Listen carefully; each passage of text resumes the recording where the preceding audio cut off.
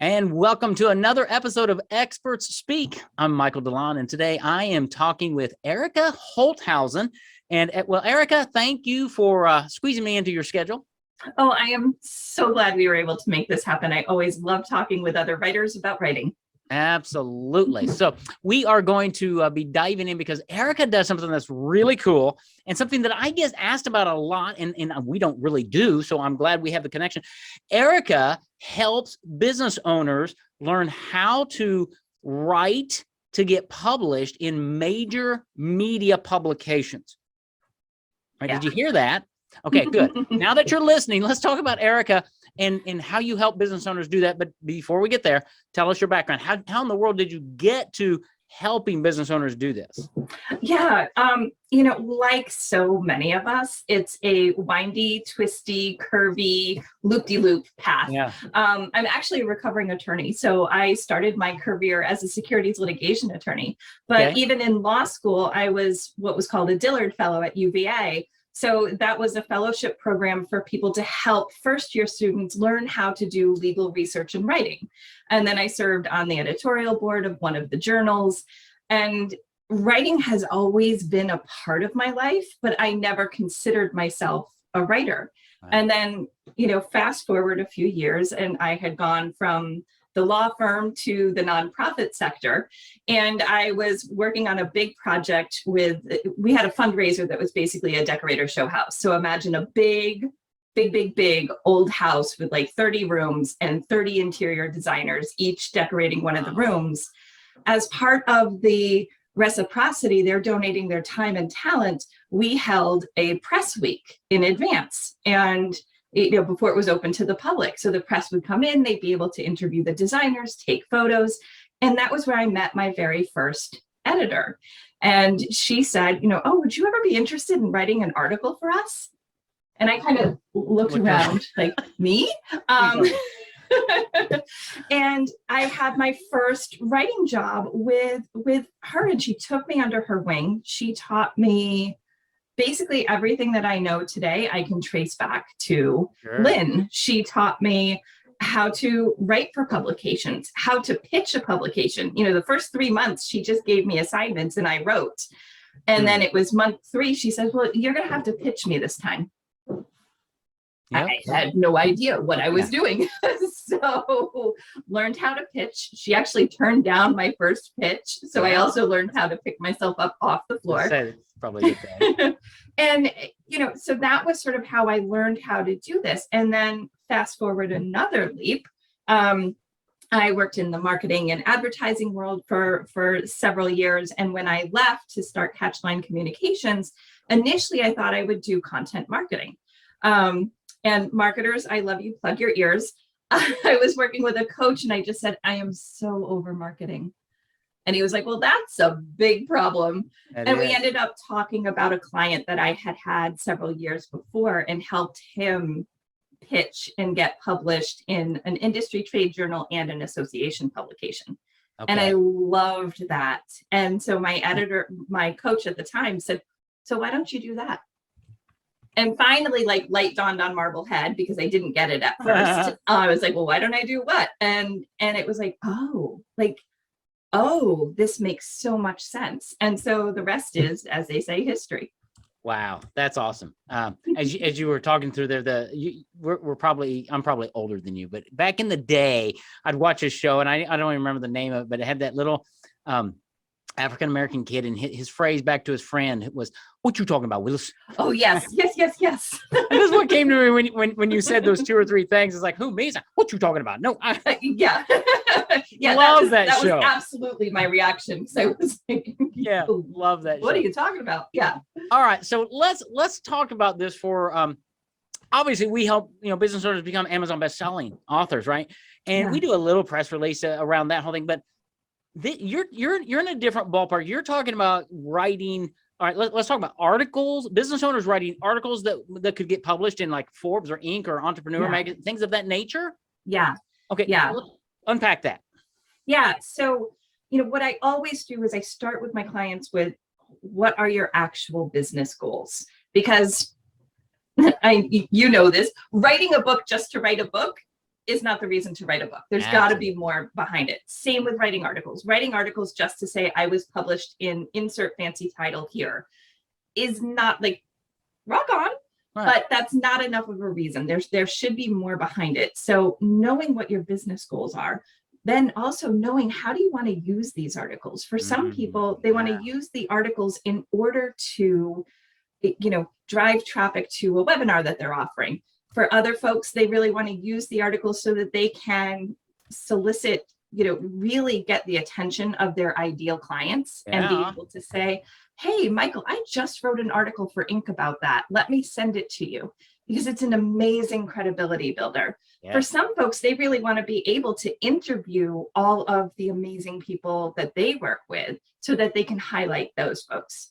So the more you know about what your goals are and how you want to use the articles, the better able you are to pick the right publication so that it's the publication that will actually help you reach those goals, because every publication has different guidelines, different rules, different things that you can and cannot do. Right. And that's good, because you got to know your business goals and your audience readership, because you might say, hey, I was published in Inc. And if your audience isn't there, they're going to go, Inc. what? Right. So understanding those two, that's all part of strategy, because this is a business growth strategy, and it does build credibility that when you go to websites and they say, as seen on ABC, NBC, Fox, right? We can get that. Yeah. But to be seen on Forbes, Entrepreneur, Inc., all those, that's what you can help people do. Not only just to get that label, which is good, but to be that contributing author where you could take that article and repurpose it. You could print it off, you can mail it to somebody, you could hang it on your wall, you can email it to people, proliferate it, and then go and maybe be in another one and another one and another one, right? So let's talk about that whole process, because one thing you don't do, I learned in our first conversation, is you don't do this for people. You learn it, you don't like that, but you coach them, which I really like better, because you're equipping business owners and maybe their team how to do this so that in a real short period of time, they're equipped. Now they can do it for the rest of their career, which is, I love that aspect. So explain that process of, okay, I come to you, I want to do this, I've got the right goals. What do you do in your programs? Yeah. So my programs are all based on what I call the peaceful publishing method. And if you've ever had to name a methodology, you know the pain and suffering that goes with it. But basically, it's an 8-step program. So that's the peaceful. And it starts with your pathway. It starts with, what your roadmap is and what you're going to do and what you're looking for.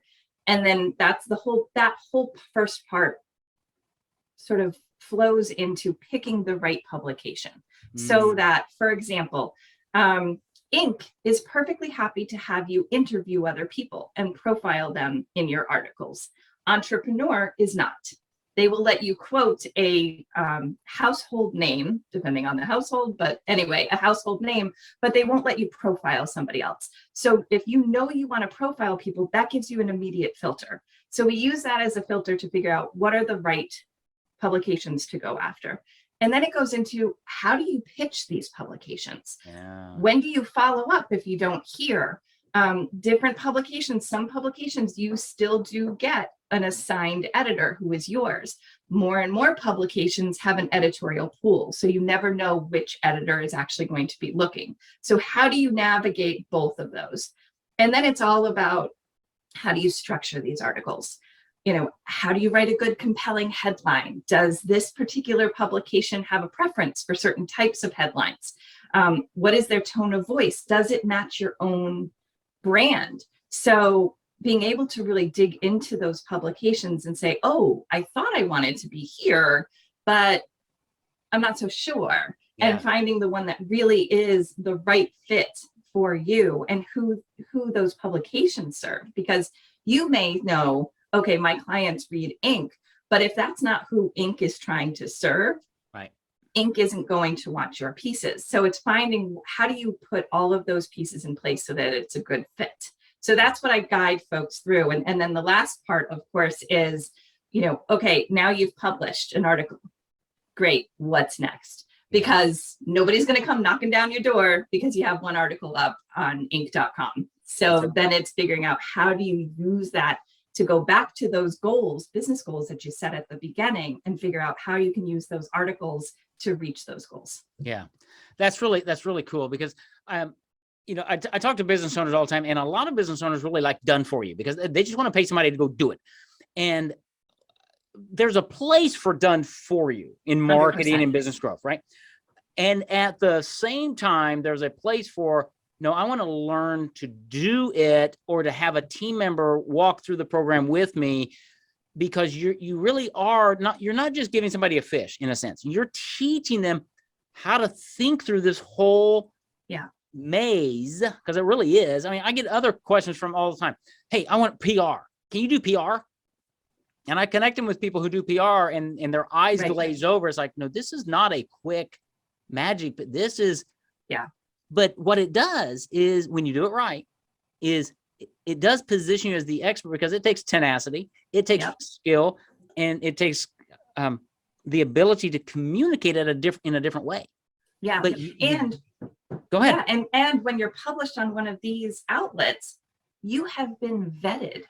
Yes. Somebody else vetted you and said, oh, this person is actually worth, an editor at Inc. vetted you and said, this person is actually worth listening to. Yes. That's a huge credibility builder. And then part of why I don't do this as a do for you is, do you really want to outsource your reputation to somebody else? Mm-hmm. I sure don't. Yeah. I'm a control freak. There is no way I am outsourcing my reputation to somebody else. Am I going to bring people on to help me with that? Oh, yes. But my reputation is my responsibility. And so really being able to know how to do that, so that the way you are presenting yourself is the way you want to be perceived in the marketplace is critical information. Yeah, it is. And there's nothing greater than having that third party vetting that in my day as a kid, the good housekeeping seal of approval, right? Right. That's really what it is. But when your audience recognizes that, right? Marketing happens in the mind of your audience, is how they think. And when they recognize that, it makes all the difference in the world. Now, there are, your process, I presume, you help people walk through this. So let's say we've got somebody who's a business owner, but they sell golf equipment or golf lessons. Mm-hmm. They're going to be going after golfing magazines. Your process works for that as well. It's not just Forbes, right? Yeah. It really works for, like, my specialty is working with consultants and business coaches. Those are really my people, and the business magazines. But the process works whether you're, going direct to consumer, or it works regardless. It's figuring out how you do this thing, who your right publication is, how you pitch them, understanding their guidelines, if they bother to have them, which is a big if, and if they don't, how to basically understand what their guidelines are that are unwritten, and then how to leverage your success. Yeah, and you said something earlier that I want to circle back to about pitching them, right? Because you've got an article, you think it's great, you still have to pitch it to them. And what I tell business owners when they talk PR or trying to get on the local news channel or something, I tell them, I say, from what little I know about PR, your sales pitch is different than your media pitch. And they're like, what you mean by that, Michael? And we have a conversation. So talk about the pitch, and the interest of that editor is not your business, right? Yeah. So I also work as a freelance editor and have done that for about 15 years. So when I am in that capacity, first picture what the editor is getting, because they are getting a huge number of pitches. Typically, I have about 100 pitches when I have to sit down and go through them. My job, I get to choose 10. Wow. Out of that 100. And those 10 don't get published. Those 10 go to our editorial meeting. And then the editors battle it out to figure out, like, which one of us gets to bring the writer that we've got in. So that's a part of the process first. Now, to get back to your question, that I need to actually remember what it was. Pitch. Business pitch is different than pitch. So from an editor's standpoint, I don't care what you do or what you're selling. I care that my readers are going to get value from what you have to say. Yeah. So it's a very, very different animal. I don't care which of your golf clubs is best. That's not what I care. I care, are you going to make our readers a better golfer? Yeah, that's right. And that's where the more you can show them, okay, here's the idea. And I want to make sure that you're going to say something that not every other golf guy is writing about. Right. So you have to have a unique perspective and a very defined point of view. You have to know what you're going to write about, and you have to have a bio that really shows your credibility, because why should I listen to you about golfing when I have a golf pro who's also writing for me? So what different perspective are you going to bring to the table that, you know, he or she may not be bringing? That's right. And for my audience, when you're an Amazon best-selling author, that gives you a little bit of credibility to lead into that and say, well, I have this unique perspective on financial advising or being an attorney or CPA or taxes or whatever. And this is my approach that your audience needs to hear so that they can have a safe, secure retirement. Yes. Now, yes. That is a pitch that might get me into the top 10. Depending, because it also will be, I want to see a couple of your writing samples. Mm-hmm. And I want to make sure, you know, so that's a big part of it too. That does help. And and the nice thing about books, like books and articles, work so beautifully together. Some people will work on articles first, and you can test your ideas. And while you're doing the research for your book, you may as well make use of it. So you can publish articles. That helps also build your platform. And then you have a book. Or folks who already have a book, there's gold in that book. You have already done this tremendous amount of work. Leverage that thing, like stack the ROI, as my coach says, and get as much out of that as you can. So all of the work that you did to put together a book is another way that you can start writing articles. And if the book is one of the things that you're really trying to promote, you can use your articles to promote your book if you choose the right publication that allows you to have, you know, a bio at the bottom of every article. Right. So because they don't all do that. So that they don't all do that. It's all of this that as you're talking, you know, my eyes are starting to glaze over and I'm looking for something else to do because it's like standing at the bottom of Pikes Peak going, I've got to climb that thing. Yeah. Not knowing there are a number of paths that make it easier, right? And one of the paths that make all of this easier are your programs that you walk with business owners through them, you help them. They have the information for life once they get through because you've equipped them, and then they and their teammates can say, okay, here's how we're going to approach this on a ongoing strategic platform, because this is part of our marketing effect, really. Getting published on a regular basis. I've got a client in Missouri. He gets published in all kinds of financial magazines. He's been doing it for a few years. Yeah. And he's got it down to where there are 2 or 3 magazines that he kind of writes for on a regular basis. Wow. What that has done for him in his business is incredible, but he's very consistent. Yep. And it's all about being strategic about it and really knowing where you're going. And in the advertising world, we always talk about, you know, balancing reach and frequency. And that's the same thing if you're going after articles. There are the folks who just want to write for a different publication every single time. I personally find that exhausting, but it means that your reach is broad. You're getting in front of a whole bunch of eyeballs. If you want to balance that with frequency, and I tend to go for the hybrid approach, full frequency would be the number of times somebody has the opportunity to see your stuff. So it would be having a column on one publication and sticking there. But you can hybrid that. You can have a home base and then other places that you go after for one-off publications. Right. And as is the truth of everything else in that world, certain publications like a column and other publications like one-offs. So it means that you can kind of put that together in a way that really, really works well for you. Yeah. And I'm going to throw this in here. This may be a curveball. I don't think it is. We're talking about major curveball. All right. Here we go. We're talking about major publications, Forbes, Inc., and Entrepreneur, all that. At the same time, there are a lot of local magazines, local newspapers, local that once you understand this skill set, it's my gut would say it's a little easier to get in those than it is Forbes and Inc. would be my guess. What do you have there? Great question. So totally depends. So the reason we even have the opportunity to get published under our own bylines on Inc., Forbes, Entrepreneur, Fast Company these days is because magazines are reliant on advertising revenue. They absolutely require advertising revenue. And most magazines were a little late to the game in understanding that this whole like internet newfangled thing was going to stick around. Several magazines I wrote for early in my career don't exist anymore because of that exact thing.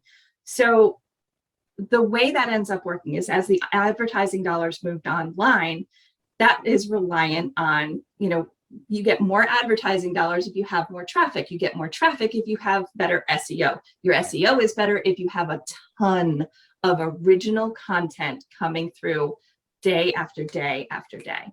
These publications could not be sustainable businesses if they had to pay their staff writers and freelancers for all of the content they needed to produce. So they have an extraordinary need for content. Then you have this other group over here, the business owners, who want to tap into that audience because they have an established audience that they can get in front of. They want to connect with that brand and tap into that audience. If they start writing for the publication, that helps the publication have more content. So, it ends up being this win-win-win situation. It's a win for the publication because they desperately need the content. It's a win for the writers, the business owners, because they're getting that visibility. And it's a win for the readers because now they're getting a slightly different perspective that's not filtered through a writer. It's, through a freelance writer. It's right from the expert and saying, here are the experiences that I have had. Let me share them with you. Right. That's awesome. That's awesome. There's a lot of opportunities really out there. Yeah. And I will also say quickly, because this is an often overlooked opportunity, trade journals and associations. Ooh, okay. Depending on your business and who you are trying to reach, that can be a great direction to go in because it reaches your exact audience. Okay. So I worked with an environmental health and safety management consultant. He wrote for a trade journal and an association because his people read those publications, relied on those publications. They weren't reading Harvard Business Review or Forbes or Entrepreneur. They were reading these industry pubs. Yeah. And that goes back to marketing 101, right? Where is your audience? Yep. And go to where the people are. So you have to know, and that kind of goes back to your first part of your whole program is understanding which publications are right.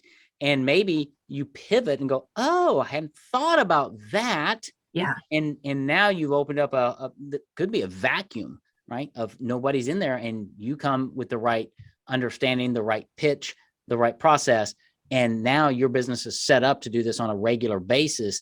And it's really cost effective. It takes a little bit of your time to write articles, but once you build those relationships and they start looking to you for articles, tips, and things, you can build relationships over time where you may not be a syndicated columnist, but you might write an article once a quarter.